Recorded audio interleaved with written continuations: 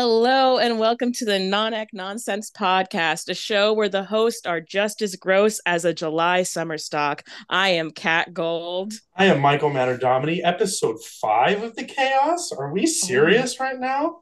how have we already done five? I don't Only one know. has been released yet. We're really trying to crank them out before we're like actually employed again. Yeah, because once we get employed, this podcast, it's going to be, hi guys, bye guys. We'll be Listen, here, the, but oof, the episodes are going to be coming out. The schedule is remaining the same. We're just we're working early our preppers. We like to get this yeah. shit done. Yeah, we're trying to be professionals for you people.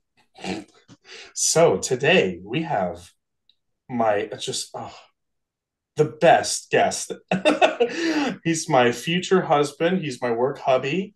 I've done a couple of shows with him now. I think it's three, and then he was helping me, be my backstage hand and eyes and ears during 42nd Street. Kat, do you want to give your little introduction to him? We met doing kinky boots, and we got to have fun and guys and dolls.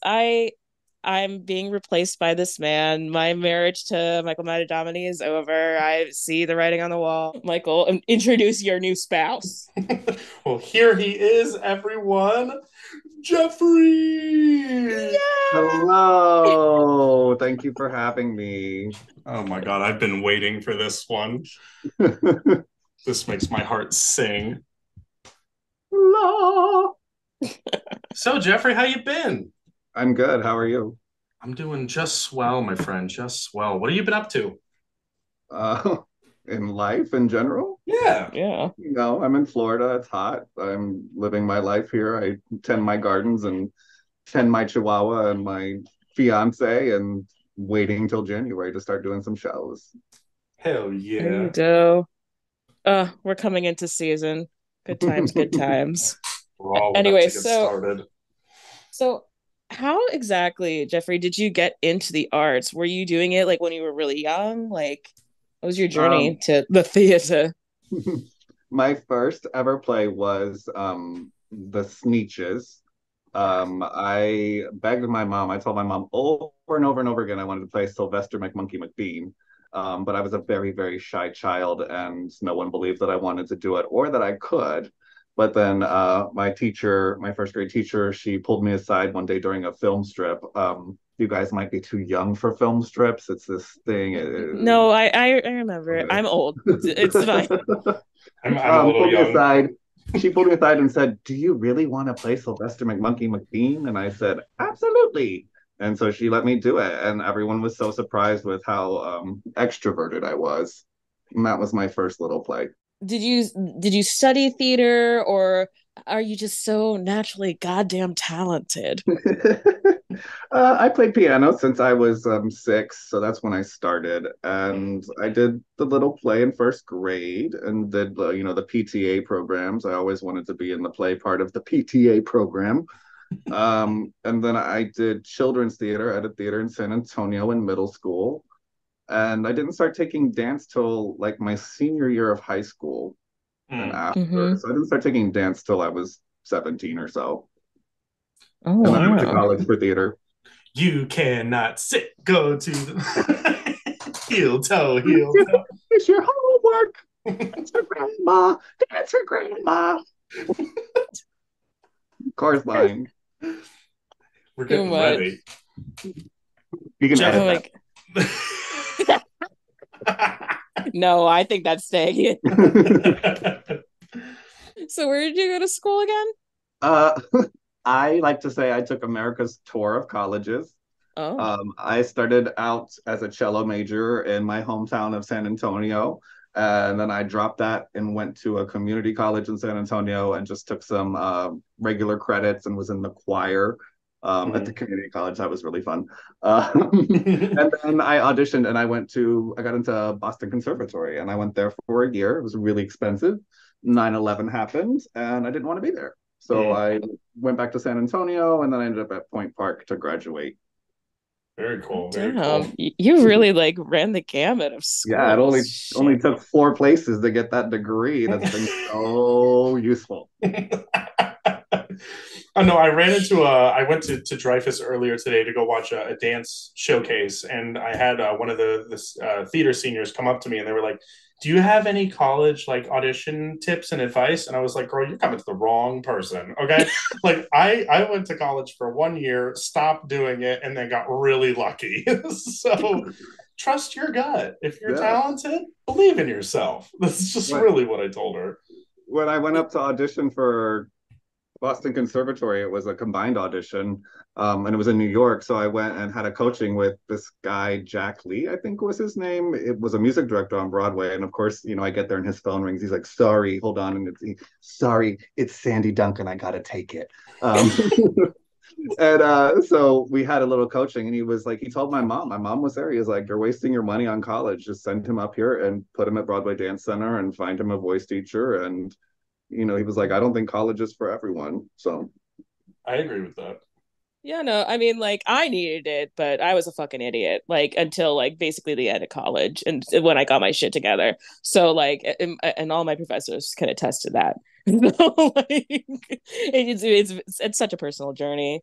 it is. And my professors, uh, my second acting teacher in Boston, the first semester got fired because he was terrible.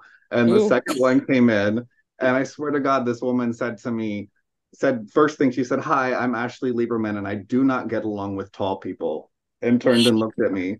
She was like 4'11", and she did not say another word to me the rest of the semester. I would get up and do my scene or monologue, and she'd go, "Okay." I was like, "I'm not spending $50,000 a year for you to say Oh, okay." oh my God, what a little bitter Napoleon complex filled Yeah, person. yeah. I And think then she she's wasn't, just I think she's just mad at the end of the day that some tall people put their elbows as resting on her head. That might have been the reason why. well, and she wasn't supposed to be our teacher sophomore year. And when I got back, she was, and 9/11 happened. I was like, forget it.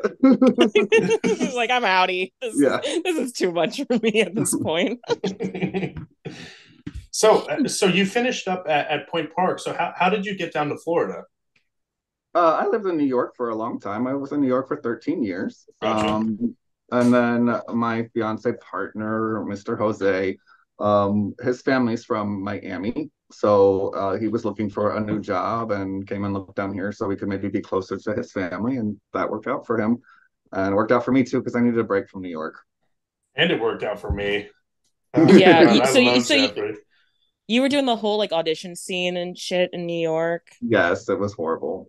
Yeah, I don't like listen, that's literally why I'm staying in Rhode Island right now. Is because as much as I have to go to the city and do callbacks and stuff, like it is fucking mayhem. I it's just a lot.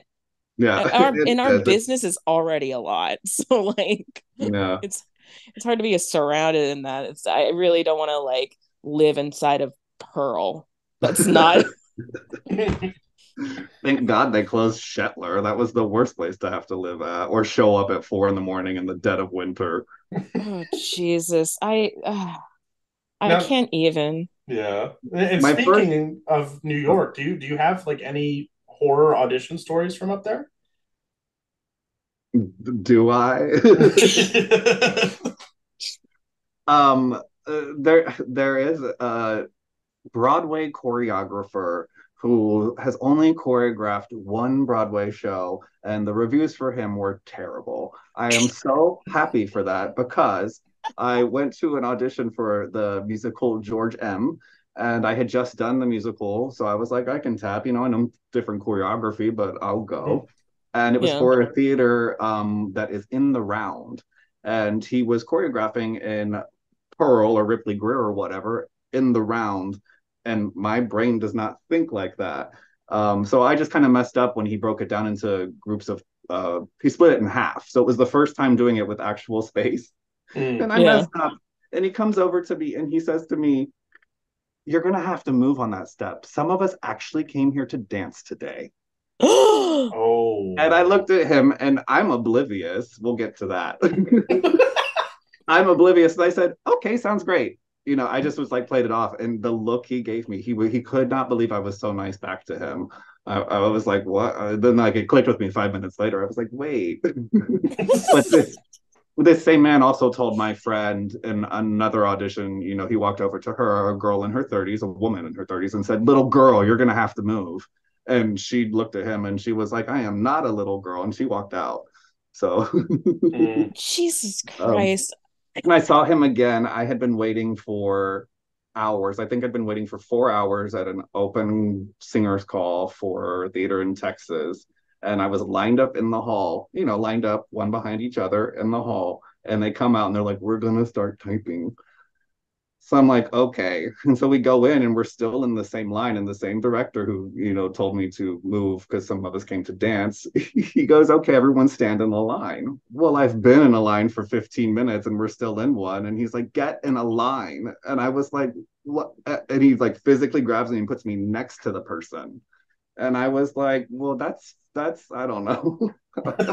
He just, and then when he typed, he literally like didn't even look up at me. He just shoved my headshot into the garbage. I was like, wow, he just does not like me. Well, that must look like an ex-boyfriend or something. I don't know. couldn't It's that or even you're give too the tall. couldn't even give the headshot back. Those things get No, it's pricey. just a cruel man, just mean.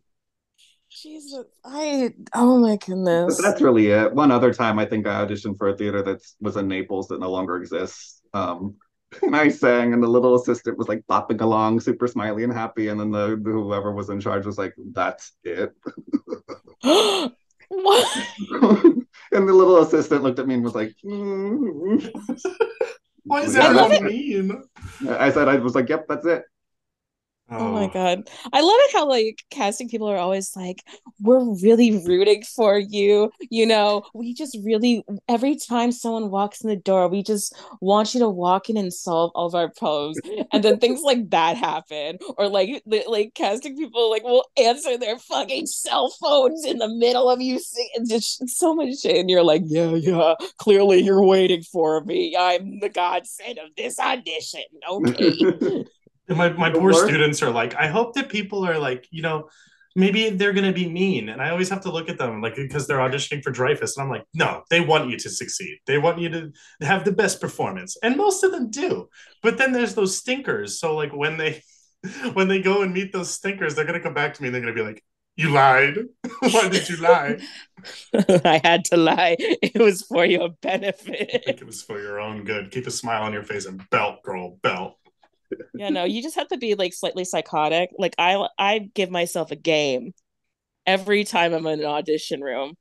I like to give myself a point system based on people like based on physical reactions where if they lean forward I get a point, if they lean back I lose a point, if they look down at the paper I lose a point, if they make eye contact with me I gain a point. So I'm sitting there trying to get through monologues and stuff and I'm just like watching movement of heads and I'm like point, minus point, point, add point. And so like that's the only way I can even get through some auditions now. It's like to not even interact with whatever nonsense they serve me. It's just like it's my own point system. I make the game, I make the rules, and then dip the fuck out of there. You start accidentally saying it out loud. You're like, you start doing a Shakespearean monologue, and you're like, point, minus point. Oh, sorry. Like, Don't put that in my head because I swear to God it'll happen. you're gonna beat me up next time you go for an audition. It's gonna happen. You're gonna be like, why is It's my like life this way? I said point. How fucking dare you?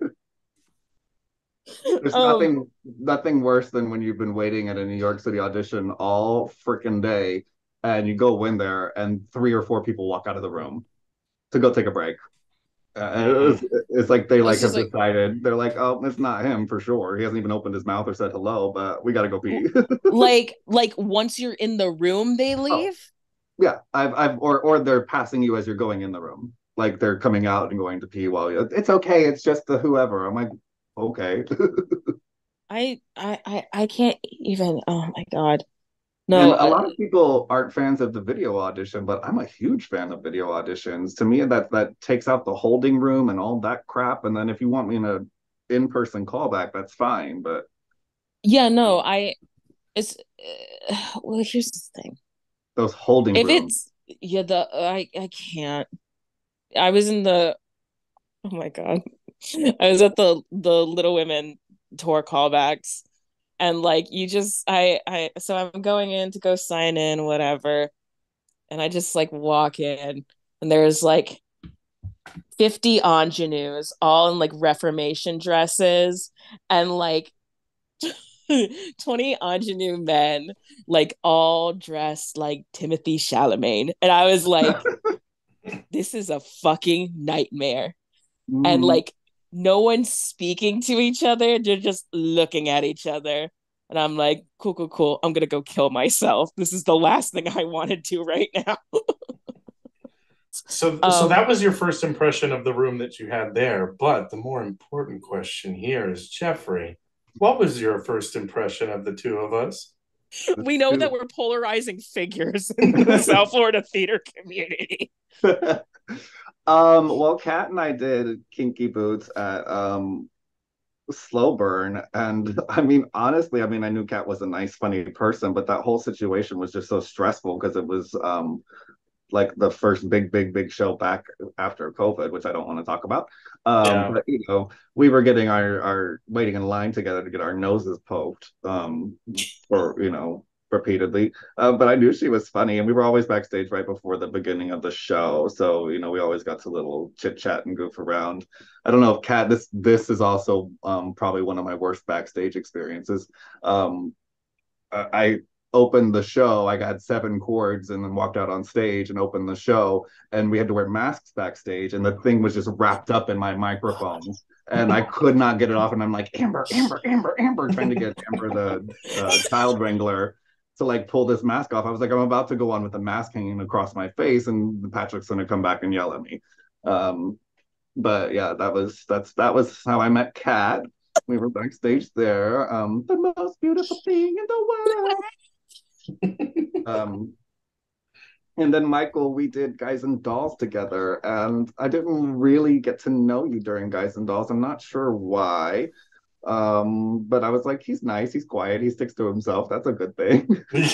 You're like, I like Nice and him. quiet is not necessarily the words I would use to describe But Michael well, Matterdomini that's initially. that's the thing, is that I was like, but he's probably one of the quiet ones. That not so quiet.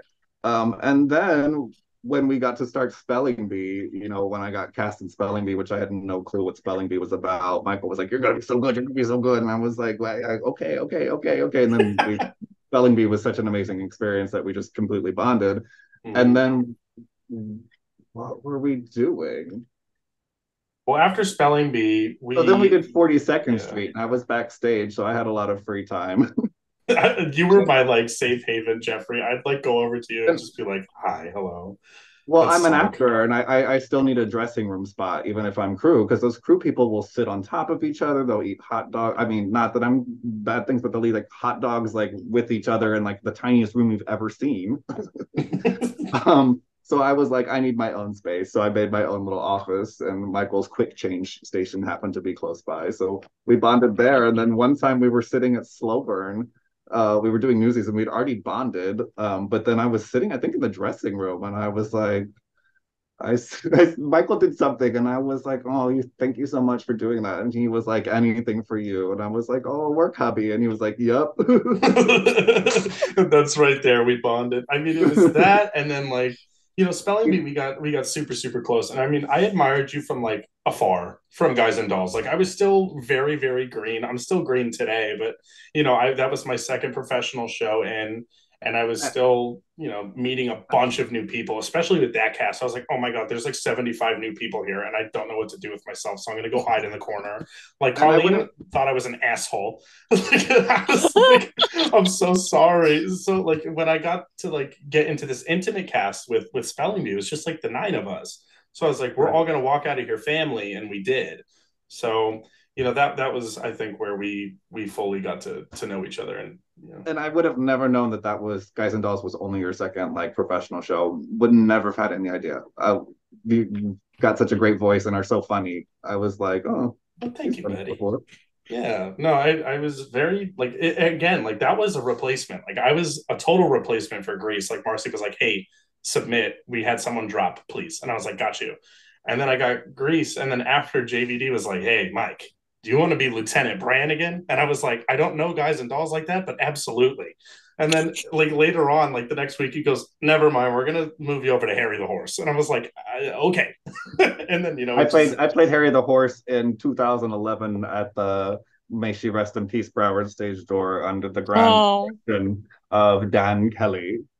oh no. Oh, Dan. But oh my God, Broward Stage Door. Mm. Oh, what a listen. It was my home, but Jesus Christ, what a venue.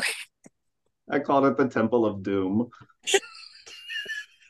That turntable in there was gonna be the death of all of us. I was like, this thing never stops in the same spot and it's warped. Oh my God. No, I have the archival of nine. And I was watching it the other day because I wanted to listen to the overture because I love doing that overture. And I think we got like I'd say think to the fourth song and like one of the cast members like walks on stage and like the entire like front panel of these stairs on the set just like attaches to a costume and just goes like rips off like 4 feet of this like plywood facing, and so like just two girls had to kind of like just like shove it into place and just hope that the set wouldn't fall apart mid-show. And bless their hearts, but the baby monitors for the backstage monitors, it's a baby monitor sitting on the water fountain, and there's Backstage two, monitors couldn't be it. We had baby yeah, well, there's monitors. two shows going on at the same time, one in the other theater, so you've got two baby monitors going, one bathroom for both shows, so one bathroom for like 30 people. Yes, it was it Bless and like Darrell's heart. I'm glad she produced theater and employed us, but ugh. deep listen, I they employed so many people. That was the one great thing about Stage Door is they did like what, like 20 something, almost 30 shows a year because of those two venues. They were running constantly, so people like it was so great to have it there because so like especially like for non-act people, like you could be like gainfully employed like the entire year. People could do like a full year nonstop like Yeah. work, and it was so great for that, and like great for like just like I need something that's going to support me for like 12 weeks. Perfect, here's a show for you. And they were so good about like rehiring people, so like things like that I really loved. But damn, some of the, like when you looked up and you saw like mold asbestos up like on the ceiling, and like the dressing rooms were like really dressing rooms, it was like someone took like particle board and kind of like built like semi dressing rooms. I just and then by the time it was like almost over, when it was over at the original facility before they went to LPAC. The only thing I will say about Stage Door that was worse than the original facility was the cast housing. Yes, I when before Marilyn opened the Wick, she was gonna possibly buy Broward Stage Door, and she came into the housing and she looked at me and said, "You live here?" And I said, "Yeah," and she said, "Oh." And I said, "Actually, it's kind of better than a lot of places." And she said, Very true. "Oh." Very true. The amount of weeks I'd spent in that, what was it, like a it was not like a condo, it was kind of like a It was like like a a duplex triplex kind of thing. duplex kind of thing, Yeah, yeah. yeah. And like eventually, because I had worked there, like once you work there like on your third contract, you get your solo room, and like they usually they would put me in because they were like, we appreciate you, Kat. So they put me in like the apartment C, the director's one that had like the nicer furniture that wasn't broken. However, I remember walking in the first time and like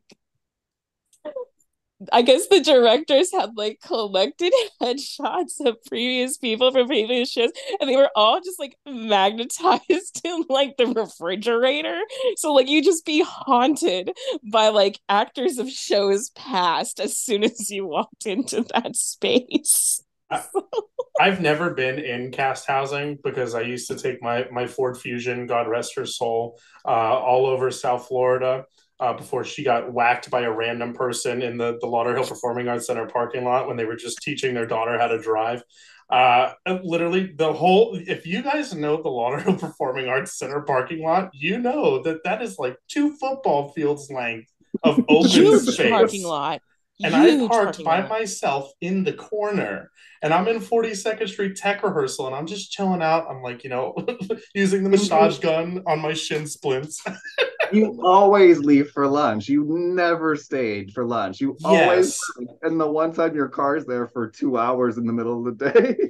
I was like, you know Just what? I'm going to save money today and I'm not going to go eat. And the one day that if I moved my car during lunch, it would not have gotten whacked. But I had our production manager, Suzanne, came in and she's like, quick question for everyone. Who owns the gray Ford Fusion? And I was like, me.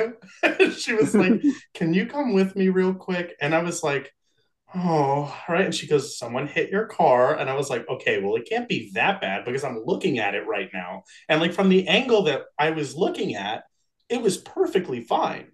Like the car looked spotless. So I was like, it can't be that bad. And then I walked around to the other side, and this dude concaved my entire rear passenger door. Like it was gone. And magically, the glass didn't break, but the whole door was like smashed. And I was like, oh, yeah, call the police. So, ended up getting that fixed, and like everything was fine for a couple of months. And then, I was driving to into the woods one day, and my car literally sounded like an airplane taking off. And I was like, this can't be good. And I take my dad's car in to rehearsal, and my dad calls me. He goes, "Hey, transmission's kaput. Rear, the brakes in the back are done, and your check engine, whatever." And I was like, "How much?" And he was like, "It's like a $9,000 fix." And I was like, "Sell the car." I was like, "Sell the car." And recipes for fusion. exactly. So that whole Monday after on our day off, I went car shopping, and I ended up with my Jetta, but that the whole, and even with my dad's car, I was like, no more car troubles. I got it out for the year. We're all set.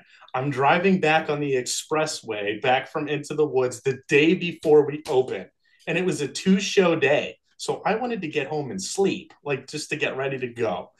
And I'm driving back on the expressway, and this pickup truck in front of me has this like load of like trash and metal scrap and garbage. Oh God. And I'm like 2 car lengths away from him because I was thinking back to that like Final Destination scene where everyone died on the highway. And I was like, I'm absolutely terrified to be behind this guy. And it ended up coming true because a piece of scrap metal come flying off of the car. And again, if I was 1 car length away, that would have gone straight through the windshield and sat in my pretty lap. But, I was 2 car lengths back. It cut the back tire in my dad's car, and I was stranded on the highway for 2.5 hours. Oh my So God. I was like, I can't catch a goddamn break with this car. Like, I can stay away from cars. My mom was like, you're taking the bright line. And I was like, no. Holy one of my first awful. one of my first auditions when I moved down here was for the Wix a chorus line before COVID. Mm-hmm. Yeah, That got yeah. shut down, and I had not driven much in Florida yet, and so I drove up to Boca from Hallandale, and I was like behind this truck, and I had all this furniture in the back, and I'm driving, and I'm like, well, I'm gonna stay back, like Michael, and an ottoman came flying off the thing on the middle of I-95. And luckily, no one was around and I could swerve, but I was like, oh, okay, this is going well. Oh my God. Welcome to Florida. Yeah, This I shit hate on that I shit. 95 is incredible. I was driving Horrible. down to Spelling Bee one day at the Willow, and Michael Harper calls me and he goes, I got pulled over. Let them know I'm going to be late. And I was like, okay. I was like, okay, I'll let them know. And I'm driving and I see his mom's car. And I was like, Mike, did you just get pulled over in Lake Worth? He was like, yeah. And I was like, peace, sucker. I drove right by him. I gave him the finger.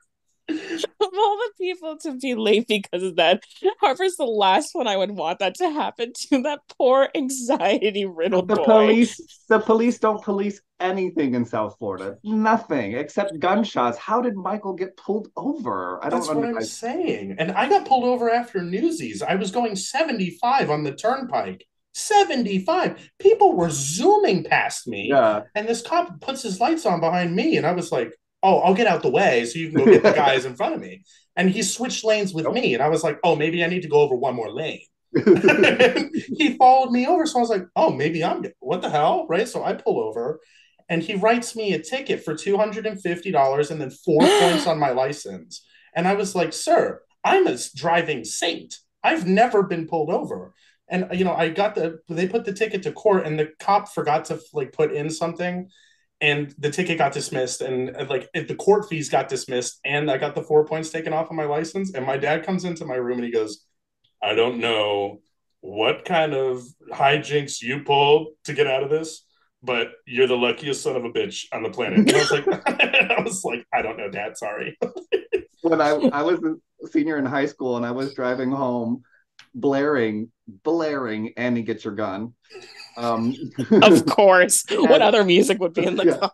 and I'm going down a 4-lane road, two lanes each way, and there was a car going under the speed limit. So I put my signal on and got over and put my signal on and passed it, and a cop pulled me over, and I was like, "What was I doing?" He was like, "Well, you seem like you're in a hurry," and I was like, "Because I passed someone going under the speed limit."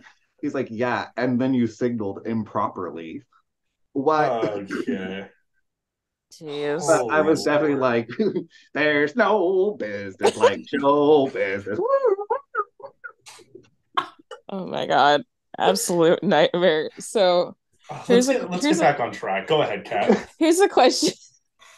This is every single episode of this goddamn podcast. We just start going off on tangents, and then like one of us has to rein the other one back in, or else it's just gonna go to hell in a handbasket real quick. We're I Uh, real have a people list of too, tangents god we damn can go on. it.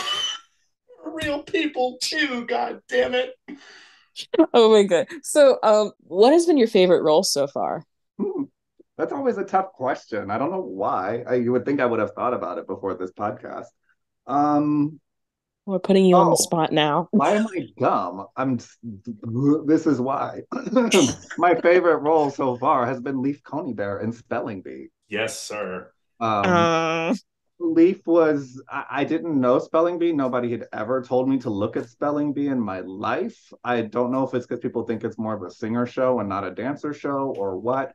I've been told all sorts of wild things in my life, like I only hired you to dance and act. I don't think you're a singer. And I was like, okay. And then I've been told I've jeez. only hired you to sing. I don't really think you're that great of a dancer. Whatever.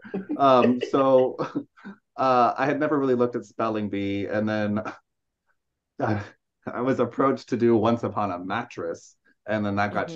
changed to Spelling Bee. So I call that time of my life Once Upon a Spelling Bee. Um, Love it. and I looked at Leaf Coney Bear and it was like ADHD. I was like, And everyone kept saying, "You're going to be so good. You're going to be so good." And I was like, why does everyone think I'm going to be so good? And so then I'm like reading it. And so I like went and bought some shirts like this Care Bears one I'm wearing. And I show up to rehearsal. And it just, I did it. And I did the show. And everyone was like, "You're so good at that." And I was like, "Guys, I'm just being me." And so I thought about it, and I've always thought that maybe I'm ADHD. And I went to a doctor in New York, and of course, they don't want to tell you anything. They're like, "You're depressed, and you need to talk to a therapist, whatever." Um, and so I started like looking into things, and actually, back in 2019, I did a production of Beauty and the Beast, and the woman playing Mrs. Potts, I swear to God, like every day, randomly brought up autism with me, and I was like, "Does this person think I'm autistic?" Because she worked with autistic children, and I was like, "This is interesting." Um, Oh, jeez. so life goes on, and then the pandemic happened, and everything is just stressful, and I was having a lot of trouble last year, and like all these theaters down here were making me want to lose my mind. Showing up at rehearsals and just no organization, and nothing is saying you're going to do one thing and then doing another thing. Isn't that just par for the course at It this point? it is, but it was so stressful for me. And so I Yeah. finally I finally talked to someone and I was like, "I'm pretty sure I'm ADHD." And I've read the questionnaire. And he, started talking to me. And I was like, "Well, when I was in dance class, I used to have a ballet teacher that all the time was like, 'Where are you? What are you doing? What do you do? Where are you? Pay attention.'" And I was like, I told him that. And as soon as I said that to him, he was like, "Oh," he was like, "Yeah, yeah, that's ADHD." I was like, oh, okay. Bringing it back. You were doing character work. People were like, "Oh my god, you'd be Yeah, perfect." character work. And people just were like, you're so much like that. And so I had to explore it. And I kind of had always thought it in my entire life. But now that I've explored it, I have such more of an awareness of myself. Mm. And I what's interesting, I saw a video on Facebook and the kid was like, he's like, I don't understand why it's so hard to diagnose autism. He's like, I have two questions. Are you an introvert and are you a theater kid? Guess you're autistic. um, so, I don't know. It's a spectrum of things. I think I know I'm neurodivergent, and that can be a challenge. It was always a challenge in dance calls. Like, put me in a room with 25 people, forget it. Take me to a rehearsal where we're all like focused. That's fine. I'll get it. And I look wonderful. But dance calls were super hard. And the hardest was waiting in the waiting room with all those people Mm-hmm. sometimes all day long and like waiting until 3 o'clock in the afternoon for your number to be called. And because of what was going on in my head, I just like wouldn't eat all day until my audition because I felt like I couldn't eat until I did it. And that just sabotage. I mean, it just ruined the whole thing because I would walk in there and be like, Oh, I'm jeez. starving, fucking feed me. That's what I look forward to. And shout out to Michael or Sue and Alex Jorth, because every time I'd go into 42nd Street rehearsal and I'd be like, why did I not eat breakfast? And I'm now doing the opening tap number. They'd always have snacks. And I would look over at that table and I'd be like, see you in 10 minutes. Like, I would always be so excited for those, the Nature Valley bars, even though they explode everywhere on the floor. And it's like, you need like a full construction crew to like go ahead and clean that up. Like those right there were my saving grace for sure. I'll Or, get you one of those little vacuums, those little table vacuums. That little, some Cheez-Its, and we're all little good. dust buster moment. uh, Ursu's great about snacks. Literally, when we were I lost so much money doing a contract with Ursua because every single fucking day we went out for at least 2 meals and potentially extra snacks. It was so bad. Of course, he's making an equity paycheck. I'm, non-equity Jane over here. And he's like, let's go to this place. Let's go get burritos. Let's go get ice cream. Let's go get he's too bad. He's too much. I can't. I'm too poor to hang out with you, Ursula, on a regular basis. I'm cool We grabbing a love Diet snacks. Pepsi with him. I'm okay with that. That's in my budget, but anything else, that's it. I have a video during Lacage where it was during the designer run, and he just walks out into the hallway and like it's him in like silk robe with his heels on with like a diet Pepsi in hand, just like staring at me because it was like 9 a.m. fully unawake, unaware, just staring at me. I just have that video, just You send need it to to please, everyone. yes, you need to figure out a way to put that and bring that up later because Don't that's worry, gorgeous. don't worry. It was just the most ridiculous one. I'm like, that's my friend. Geoffrey and I had a lot of ridiculous moments in Newsies, especially in our special AARP dressing room. We had the AARP, Jesus. oh, it was me, Karinko, Geoffrey, Michael Cartwright, and Jarrell on one side of the room. And the That's a nightmare. That is oh, already a nightmare. we had such a blast just looking at each other, nodding, agreeing. Not many words were spoken, but we were all in agreement of mostly like everything going on. Geoffrey, do you have any good stories? Because I know that we had a good time with the mustache tape. I enjoyed when we taped things to our lips with the mustache tape. That was fun. Nunzio and Newsies is so funny. Mm. If I didn't go out with a mustache for either Nunzio, because Nunzio's mustache made the whole thing. Like if I walked out there and just did that stupid No, ass accent, the questionable accent made the whole thing. The mustache was just the icing on the cake. It's me, Nunzio. Mr. Mr. Pulitzer, Pulitzer, please. you must have tried to sit still. Oh Real my quick, I god. just want to tie back Leaf Coney Bear back to the man that yelled at me at that audition for George M and was like, "You have to move," and I just was like, "Sure, okay." No social cue. Like I didn't get the social cue from him. That's all. That's all I was saying. And one time I did a workshop with a bunch of casting directors for like a whole weekend, and I debriefed with the accompanist. I went and had a coaching with him, and he was like, "Well, you do a really good job and you're talented, but like when you're up there, you don't look like you're very interested, and you like look at the floor and you just look very unhappy to be there." And he's like, maybe you could pretend a little more. He's like, when you get the notes and you finally perform, it's great and you make the changes. He's like, but maybe you need to pretend a little more. And I was like, oh, okay. But anyway, that's called masking, and it's annoying, and I'm exhausted. But that's it. I'll leave it at that. We can do a whole nother podcast on neurodivergence in the theater. Oh goodness, We're yes, gonna let you lead please. that one, Geoffrey, whenever you're ready. Yeah. So other than the nuncio nonsense, so what would tell me funniest like theater moment? It could be on stage, it could be backstage. Like I love to hear chaotic stories. Chaotic. Chaotic, funny, just like what the fuck kind of things, you Je- Oh, know. Jeffrey I was have a Jeffrey saved me from a very unwanted hug. Um, he that was was. so weird. Go ahead and talk about that one right there. That one's good, and then We were just continue. talking, and my I was sitting down, and Michael was talking to me, and the sound guy that we both don't really know, except that he's the sound guy, came up behind Michael and like gave him a hug, but it was like sliding his hands like across his like nipples with one hand and across his belly with the other, and then holding him behind me. And I just was talking to Michael, and my face immediately changed. And he was like, "Hey, what's up?" And like, whatever. And he walked away pretty quickly. It was a short interaction. And I just kept staring at Michael. I was like, "Did that just happen?" And he was like, "Yeah." I think that's where we like our Yeah. relationship Yeah. just skyrocketed that moment for sure because we both had the same mindset because I just felt hands and like breath on my neck. I didn't Yeah. feel like anything else.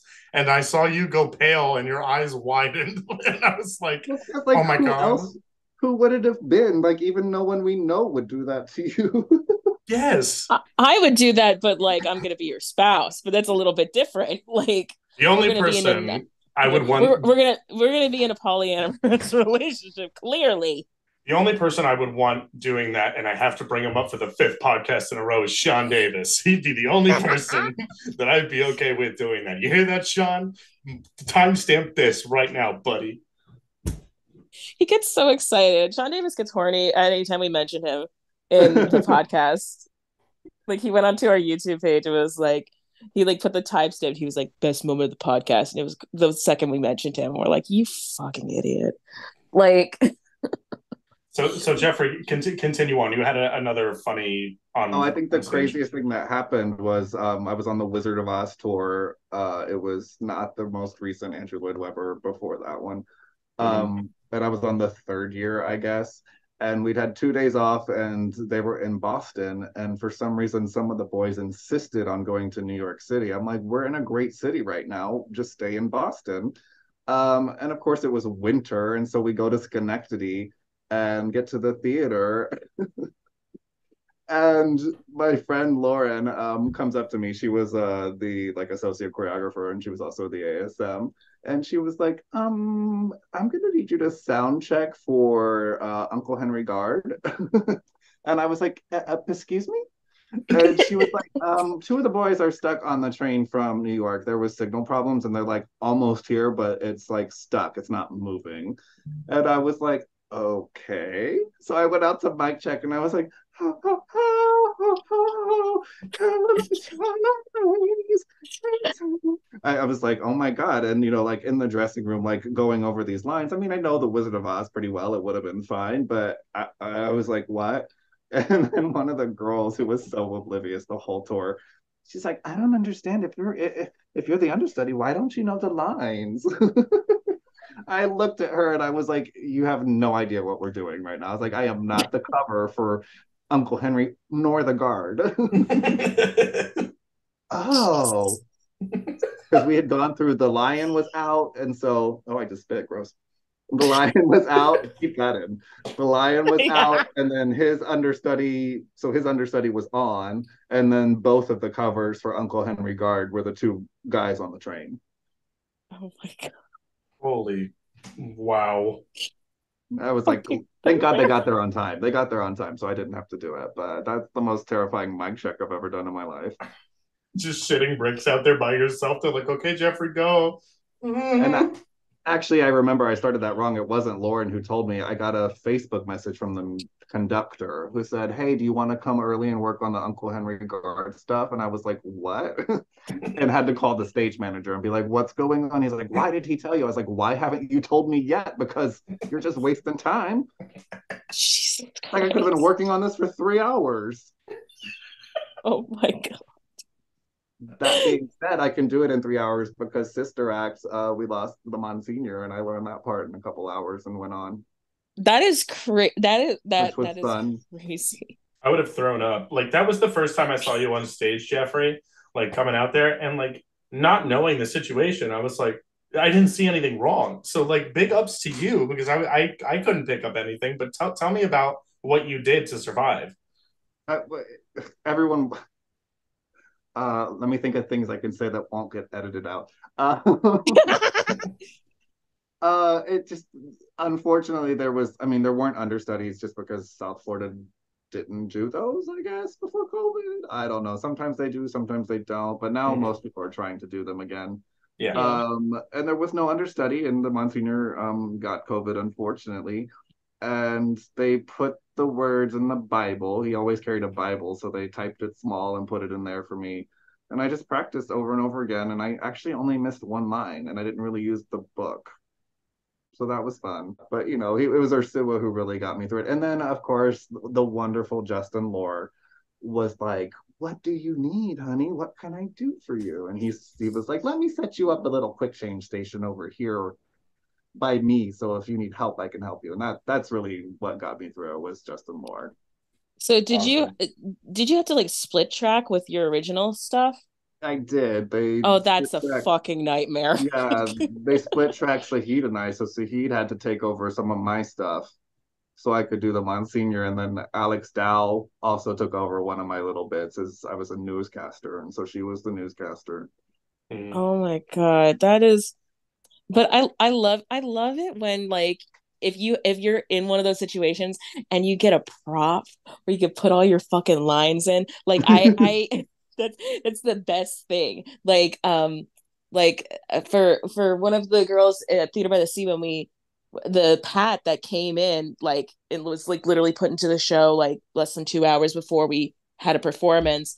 Um, because Pat always has the clipboard, so she was able to put her lines on the Yeah. clipboard. And but when I did Sound of Music, I was Sister Sophia, and one day Mother Abbess doesn't show up, and so a different person who was in a different track had played Mother Abbess before, and she's like, I got you.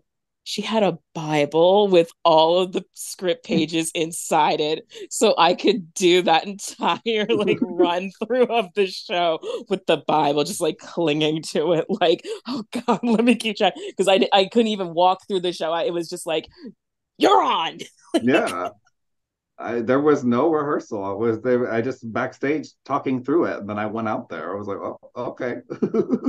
Oh Oh my God. god. Live theater. What a fucking nightmare. Don't you guys love playing pretend? I love it. There's It's just so so much fun. easy. Such a fun job. Nothing ever goes wrong in musical theater. So what tell me, dream shows, dream roles. Hmm. What are you waiting Hmm. for? What's the thing that you're like, oh, this is the moment. Um, I have to say I've always wanted to play Albert in the Bye Bye Birdie. Oh, Uh, you'd be a great Albert. that's kind of fading though, just because that show is kind of dated. I'm kind of tired of that show now at this point. They're literally doing it right now. I know. It's still happening. It's it's Hmm. just it's kind. I feel like it's kind of like Grease, where like if they do some updates, like it could probably stick around because it's kind of just like a cute, Yeah. fun. like period piece, you know? Yeah. There's So no real moral to it. Yeah, it's like a other Mamma than Mia. Like Mamma Mia, Grease, like you go there for a good Yeah. time. Yeah. yeah, there's no you're not leaving like thinking differently about the world. You know, it's like, I really need to connect with humanity. No, I just came to watch a bunch of teenagers go, hi, Dana, hi, Dana, but the story, yeah, no. We're not getting anything deep and powerful from that. Oh my goodness. So let me ask you, Michael, what is your dream role? Hmm. What do you have for that? So my dream role, I know I wish a theater would do it. I Bonnie and Clyde, the musical, I think is gorgeous. Everything about it, I love it. I want to play Clyde eventually one day. Or Ted, the police officer, that is in love Mm-hmm. with Bonnie as well. I think he has gorgeous music to sing. Um, so that, and then like if I had to like that because that's like a serious stuff, but like on a funny note, I'd want to play Nick Bottom in Something Rotten, or oh, because Spelling Bee was on my list and I got to do that. I'm like in love with that show. But Ogie in Waitress. I think either of those two roles would be a lot of fun to dive into. That's fun. So Ogie and Waitress, and then Nick Bottom in Something Rotten. I'm trying to think. I feel like for me, it's like once again, I'm so young. I'm so young and definitely like a child and like definitely like a baby faced little one. So like I'm definitely too young to do these roles. But um Mrs. Lovett is definitely like my Mm-hmm. that's a bucket list one. Ursula. I've been called back for Ursula 6 times now. It might be seven because I got called back couple months ago for another production and they still didn't cast me. I'm like, the longer and longer this goes on, the more and more likely I am to become a sea witch. Like it's it's already happening. I'm just turning purple with jealousy over not getting a goddamn contract for it. But yeah, and then like honestly, like my dream show, but no one wants me. No one wants me in dramas. Like I love doing like straight plays and shit, but they're like, Kat's funny and she sprouts. We don't want her in like anything serious. I would love to play Medea. Mm, I would love to play Medea. there it is. We're throwing it Does out into the anyone want me universe. to do a Greek tragedy? No. I want to I want to do a Greek tragedy. I would love to do that show. But I'm here for the I'm only hired for my tits and my belt, so that's about Well, it. it's interesting because I found in South Florida, I do a lot of princess tracks, and I'm used to like being hired as a dancer, but like Teddy in Full Monty was like, okay, 5 lines. We love Mr. a Price, princess track. Mr. Price and Kinky Boots was not much. And then like I don't know, I get some princess tracks. It's nice though. Mm-hmm. Princess Um, tracks are good. Honestly, like no one ever puts me like in the ensemble, but like I love an ensemble track where like you are just kind of there to do like two scenes and then like you're doing nothing. That's why I loved Guys and Dolls. Because I literally walked out like straight no more, straight no more, and then I would dip backstage and like take a nap for half an hour. It was yeah, lit. well, and not having to do double duty in the ensemble and Guys and Dolls, my track was pretty easy in that as well. Yeah. Well, no, you had so much shit to do in Guys and Dolls because But you know not like Michael because he had to do other things, right? Weren't you in Havana? I was in Havana. Yeah, that quick change was fun. Colleen Pagano, shout out to you for helping me get on. I was supposed to run around the theater. Like I finished up the scene as Harry the horse, and then I was supposed to get off, change, run around, and then meet you guys on that staircase, like down to the stage at Lauderhill. And I looked at Jonathan Van Dyke and I was like, I'll give it a try, but I don't know if I'm gonna make it. What's with The South answer is Florida and the entering from the back of the house? That's I hate rampant that here. shit. It's rampant here. I hate shows when they're like, and now you're gonna go into the audience. No, no, I want to stay away from them. Absolutely not. There is a fourth wall, and I want it to be a hard wall. I don't want to interact with people in the aisles. Absolutely not. Like especially like when they do like musicals, like I remember that when they did Saturday Night Fever at Stage Door, they were like, okay, ensemble, come dance in the aisles, but you should be dancing. I'm like, absolutely not, absolutely not. I'm sitting planted on the stage. I do not want to be near any of these patrons. Absolutely not. Listen, I always give it a shot. That's my rule. Like I will give you a 110% like shot at trying the quick change and then running around. Like during Greece, when I was Danny Zuko, I had to be in my prom outfit, so like a tuxedo, and then I had to, I think it was like 5 lines or 6 lines and a scene change to get out of the prom outfit into the tracksuit, go out and around the theater, and then into the audience. And God bless Suzanne. I looked at her and I was like, I don't think it's gonna happen. Like, I'll try, but I don't think it's gonna happen. And she was like, just give it a shot. And I was like, you know what? Got it. And I tried it the first time, not underdressing, which is where I was just so wrong.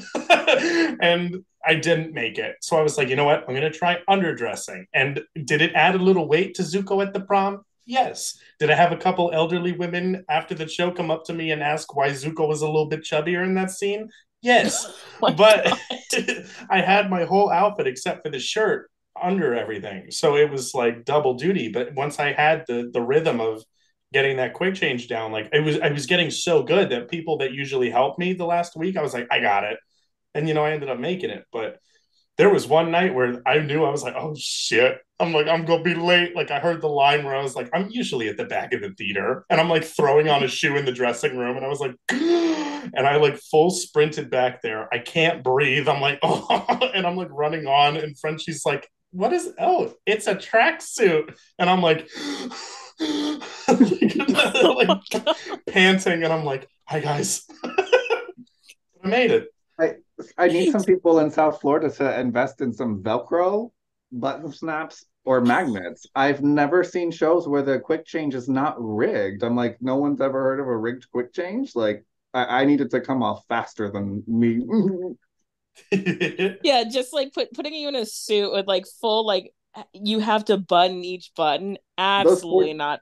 What a the nightmare. 42nd Street costumes. I was like, how did they do this tour without any of this being quick rigged? Like, did they have more people and like they had time? I don't know, but Yeah, like, I maybe assume they they had more doubled it people. because there were like a million costumes back there that weren't used. So yeah, yeah, maybe they doubled it up track wise. But again, thank God for that show, because even though like the first week I wanted to die because I thought I was like literally going to die, but like getting back there and like doing a quick change in like 40 seconds, 30 seconds, 25 seconds for some of them. Like I came into my next production with Mary Poppins and they were like, okay, the Jolly Holiday quick change is crazy.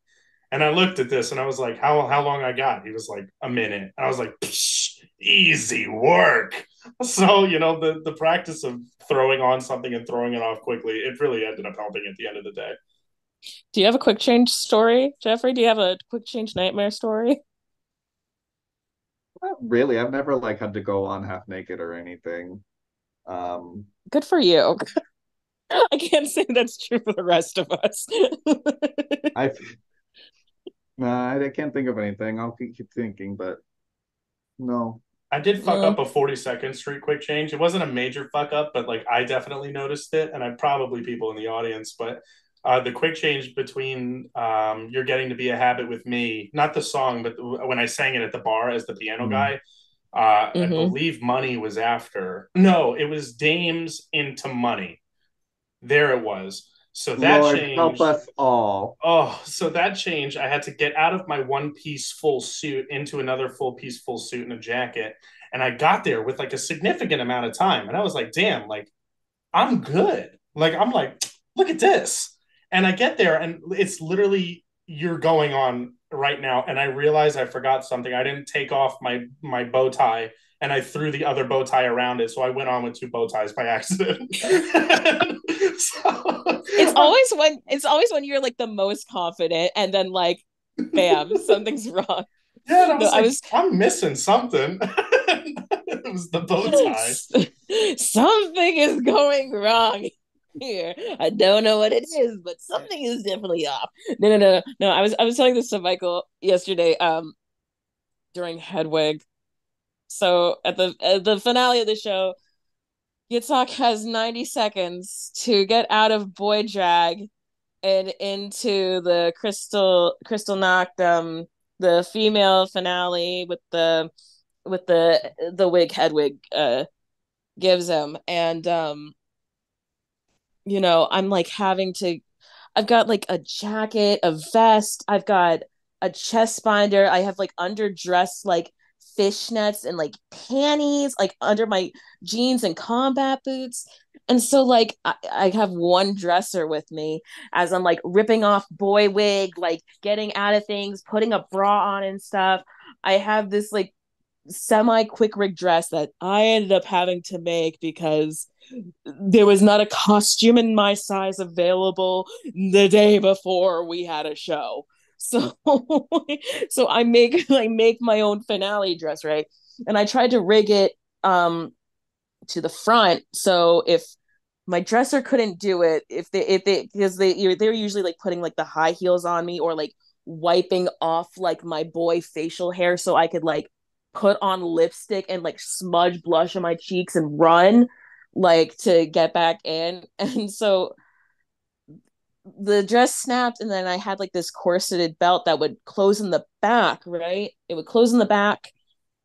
And that was like the last thing. They would snap it, and then I would grab my mic and like go, lift up your hands.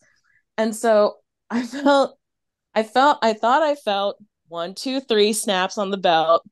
And I was like, we're good to go. I grabbed the mic and I walk out. And as soon as I cleared the doorway, the belt corset thing just snapped. And then my dress snapped. So this dress is fully open straight down from tits puss. And so I had to hold it together with one hand and then just sing it to the mic. And so, like, even though I'm wearing underwear, like my punani is basically out in the open as I'm like doing the finale. I'm like trying to do choreo while like holding myself like close. There were supposed to be like hand switches where like I go to kiss Hedwig and like holding the mic and shit, and like nothing is happening. And like then I just had to finish a show like that and do bows like that.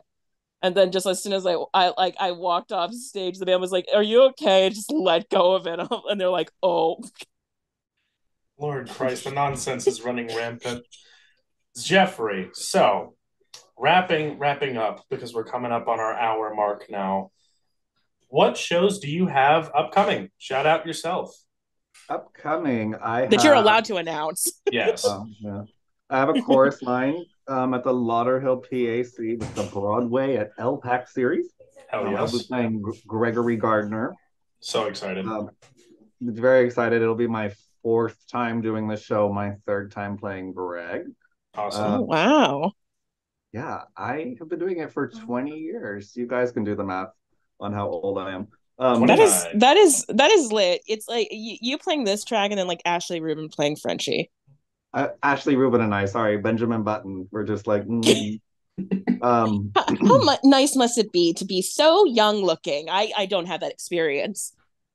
and then after that is Memphis. I'm doing Memphis with the same company, Lauderhill PAC. I'm playing Buck Wiley and some other characters.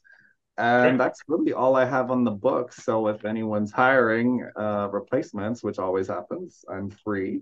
I did do a kid show last year called Stone Soup with FAU at the Broward Center, and we're supposed to do another one of those in April, and I hope that comes through. So that was Perfect. really, I'm I like. Fun so stuff. pissed off I missed the first one. Geoffrey messaged me and it was like super short notice, but he was like, I have tickets to Stone Soup. Can you go? And my heart sank because I had plans. Like I wanted to see you in that garb so bad. What was And your it's got costume? oh I don't know, like Little Lord Fauntleroy with a Annie wig. It was Um, gorgeous. Absolutely and that I love the gorgeous. children's theater.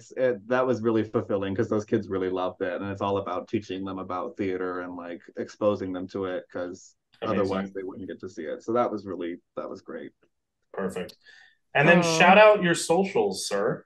My socials, I think all of them are GeoMergs, GeoMergs, and that's I know Instagram for sure. I think TikTok, but I'm not on the TikTok much because I still haven't figured it out. You and me Um, both.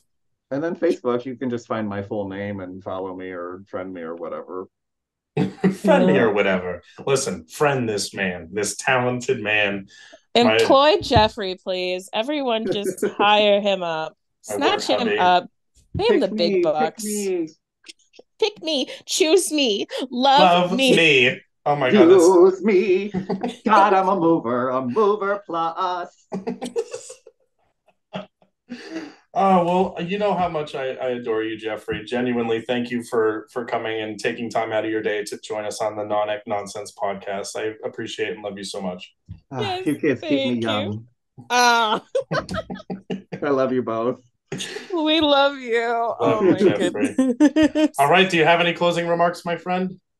Um, Not really. Just everyone keep on trucking and be nice to each other because there's no reason to be anything else. Damn straight. Damn Yeah. straight. That's a Gorgeous. good one.